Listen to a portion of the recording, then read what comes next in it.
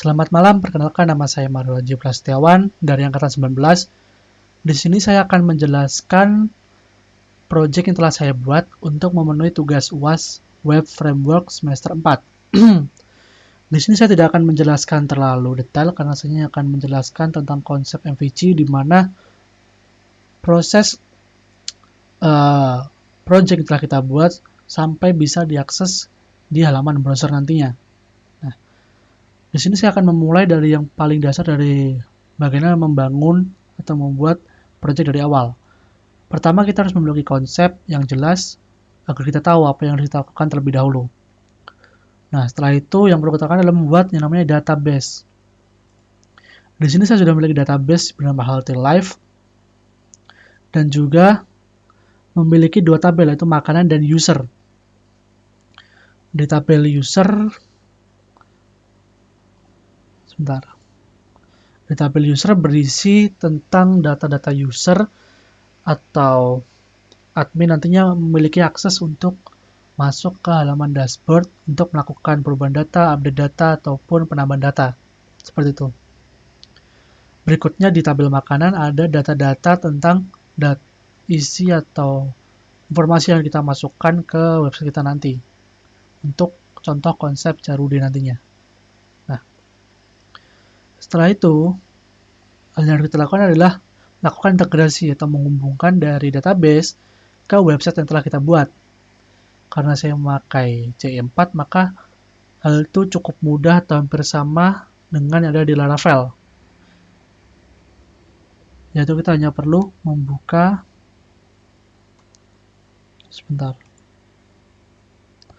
di env. Di env ini kita hanya perlu menuliskan nama database kita di project yang kita buat agar terhubung dengan project kita nantinya. Setelah kita selesai menghubungkannya, maka hal yang pertama kita buat adalah kita harus membuat view.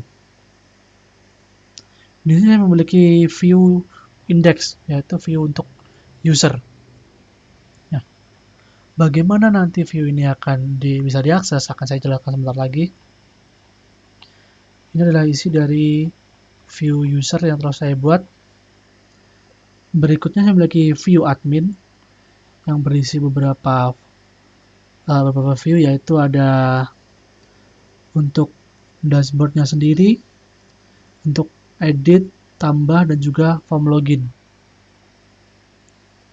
Nah, form login ini dipakai untuk kita nantinya bisa login ke dalam view dashboard admin.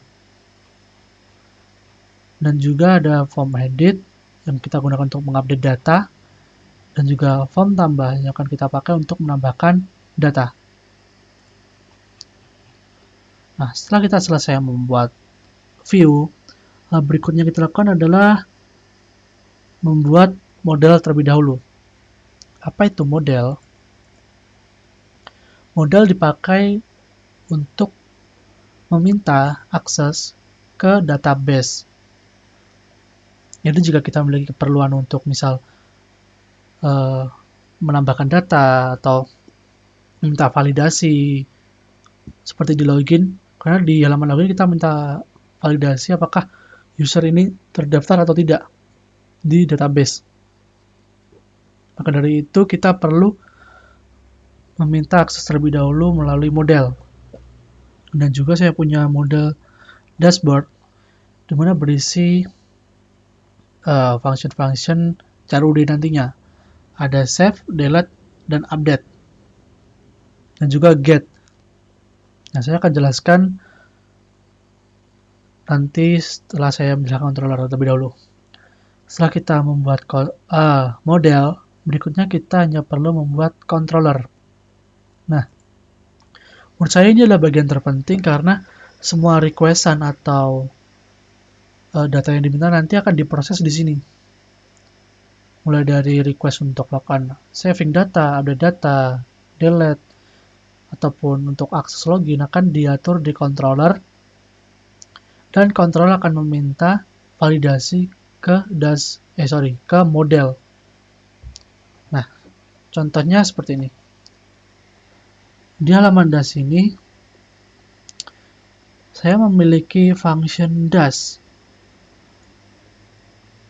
Apa fungsi function dash? Ini adalah function yang dipakai untuk mengakses view dashboard admin. Setelah saya mengatur request di sini, maka karena saya memerlukan akses login, maka dulu saya perlukan session untuk mengecek data di controller login yang sudah saya buat. Di controller login ini pun memiliki function untuk memvalidasi data. Jika sudah tervalidasi, maka dia akan mereturnnya ke view dash, atau jika data salah, dia akan mengembalikan lagi ke halaman atau view login yang telah saya buat tadi di admin login. Seperti itu. Nah, konsep bagaimana project di framework kita bisa sampai tampil ke user, prosesnya ada seperti ini. Di sini saya memiliki tadi view index atau view user. Ini bisa kita tampilkan dengan dua cara, yaitu kita mengaturnya di controller atau di C4 kita bisa melihatnya di route. Nah, di route ini memiliki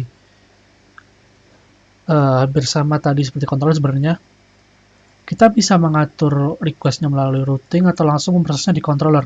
Ini karena saya terbiasa dengan Laravel, saya mengaturnya di routing. Dimana defaultnya nanti seharusnya kan di sini welcome, tapi saya rubah ke index agar saat saya mengakses controller home nantinya, controller home, nah dia akan meminta request function index yang akan mereturn dan menampilkan data yang ada di dashboard nanti ke view index. Nah, jadi setelah kita meminta request, maka dia akan dilembar ke routing tadi. Routing meminta function index yang ada di sini. Dia meminta atau mengeksekusi data yang ada. Setelah dilempar di sini, dia meminta data. Karena dia meminta data, kita memerlukan connecting dengan model yang ada. Dan setelah itu, maka kita hanya perlu mengakses localhost 2080/home. Nah, maka dari itu akan langsung terbuka di atau view yang kita buat bisa kita eksekusi di halaman indeks yang kita buat tadi. Nah, terus di mana data yang kita minta tadi? Nah, data yang kita minta tadi ada di sini. Ini juga sudah kita atur di halaman index dengan melakukan for each untuk memanggil data atau mengintegrasikan data dari database ke halaman view user. Berikutnya bagaimana request dari admin tadi sehingga bisa masuk ke halaman admin. Nah, sistemnya hampir sama di root tadi. Sebentar. Dalam root saya sudah menyeting yang namanya variable dash. Dia akan mengeksekusi di controller dash admin dan akan memanggil function dash seperti itu. Kita buka dulu controller dash. Nah, di controller dash ini saat saya mengakses mengakses view dash localhost dan lokal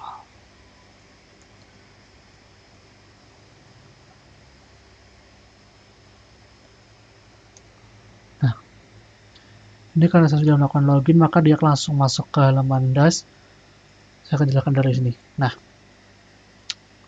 saat kita minta request, maka di halaman dash dia akan mengeksekusi perintah ini. Dimana jika kita sesinya belum melakukan login, maka akan dilempar ke controller login. Nah, jika kita sudah login seperti yang tadi, maka dia akan langsung masuk ke halaman DAS tanpa perlu login karena kita sudah login sebelumnya. Jika belum, kita memerlukan ke controller login. Nah, dari sini akan dilempar ke sini controller login, dan dia akan meminta validasi data mulai dari email, password, dan apakah sudah sesuai dengan yang ada di database. Dari mana dia bisa memvalidasi data ke database. Nah, itu tadi pentingnya model.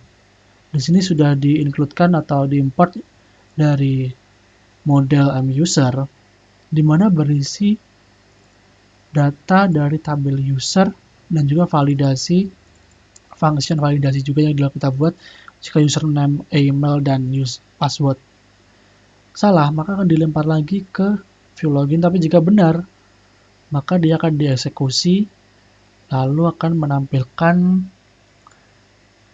view dash admin seperti itu. Seperti ini. Kita buat password yang salah. Nah, dia tidak akan mau masuk, tapi jika kita buat password yang benar, maka dia akan langsung dilempar ke halaman dash admin. Nah, setelah dilempar ke dash admin, maka kan tadi sudah meminta request jika benar akan ditampilkan view-nya. Itu kenapa kita bisa melihat tampilan itu di browser kita setelah kita merequestnya. Dan yang lain seperti add new, save, update, dan delete juga sama. Kita memerlukan request dari controller, nanti akan diminta request validasi ke model, setelah itu akan mengeksekusi perintah atau return view yang mana yang akan kita eksekusi jika validasinya sudah selesai, seperti itu. Jadi konsep dasarnya adalah saat kita selesai membuat suatu view itu tidak akan bisa langsung kita akses di browser karena kita tidak memiliki function atau perintah di controller. Maka yang harus kita lakukan adalah membuat controller terlebih dahulu.